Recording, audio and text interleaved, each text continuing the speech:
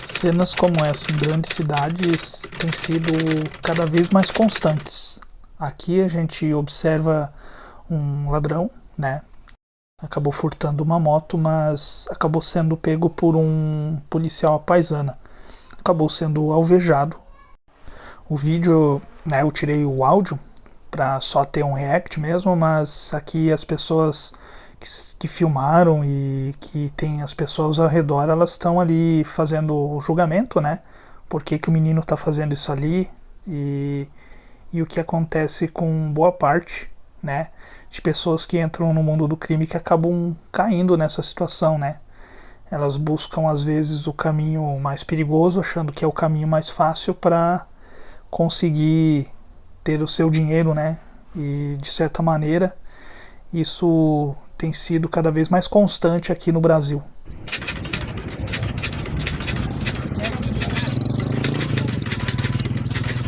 Ladrão! Todo mundo sabe que os crimes são cometidos por diversos motivos. E também, em cada contexto, existe uma história, uma situação que faz com que, de certa maneira, aconteçam tais ocorrências. E hoje eu gostaria de falar um pouco sobre isso, um bate-papo sobre esse tema. O principal motivo é o dinheiro. É você se aproximar dele, é você ter o poder, que é o dinheiro, ter a condição de ter a grana fácil.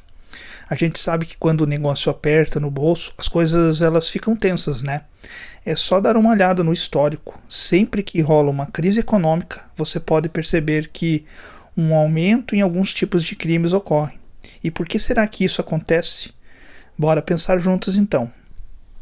Primeiro, o desemprego. Cara, quando o emprego some, muitas pessoas ficam sem saída. E aí entra aquela lógica, eu faço qualquer coisa para sobreviver. É triste, mas é a realidade de muita gente. Claro, isso não justifica o crime, mas ajuda a gente a entender o porquê de tanta coisa errada acontece nesses momentos. Outro ponto importante é a desigualdade. Você já reparou que em momentos de crise, quem já está no aperto fica ainda pior, não é mesmo? É um abismo social que só aumenta e isso gera revolta.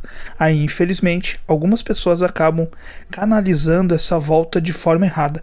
Ou seja, a pessoa ela busca tirar as coisas da pessoa de bem. E aí cria aquele sentimento de revolta de boa parte da sociedade. A minha intenção não é também deixar claro que estou defendendo, mas só pare e pense. A pessoa ela arrisca a vida dela, ela arrisca ser presa para fazer uma coisa errada. E de certa maneira há uma coisa que a motiva a fazer isso. E de certa maneira é a falta de oportunidade que essa pessoa não recebe. E o caminho fácil que ela encontra para fazer isso, né? E o que dizer também do mercado paralelo? O famoso jeitinho brasileiro. Em situações de crise, muitas vezes vira um caminho perigoso. Tráfico, contrabando, todo tipo de mercado ilegal acaba crescendo, quando a economia oficial não dá conta. Mas tem outra coisa para a gente pensar aqui: o Estado.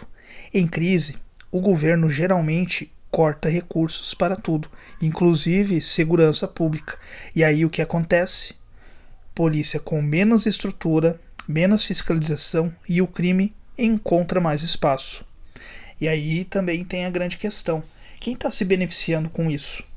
Lembrando, quando eu falo sobre o jeitinho brasileiro, de certa maneira, esse mercado ilegal é sustentado por alguém. Alguém está ganhando ainda mais. Então, quando um menino vai lá e rouba uma moto, o mercado paralelo está lucrando com isso, venda dessas peças daquela moto ou daquele carro.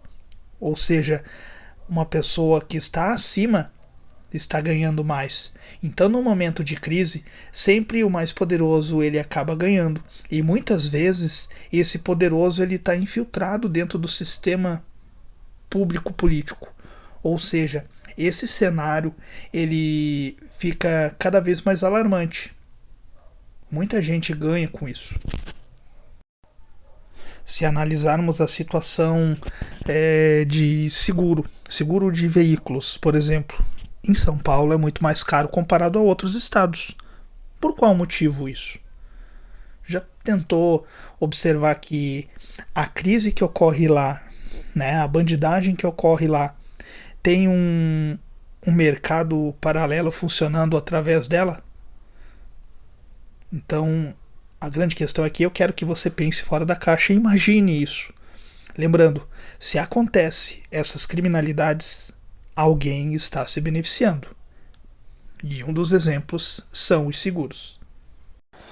Quando nós pegamos o filme de ficção Tropa de Elite, deixa bem claro quem são os poderosos, quem são os mais beneficiados com a criminalidade e com a corrupção da comunidade mais afetada, que é a comunidade pobre, a comunidade mais carente. As pessoas muitas vezes entram na criminalidade por vários fatores e às vezes até por uma escolha.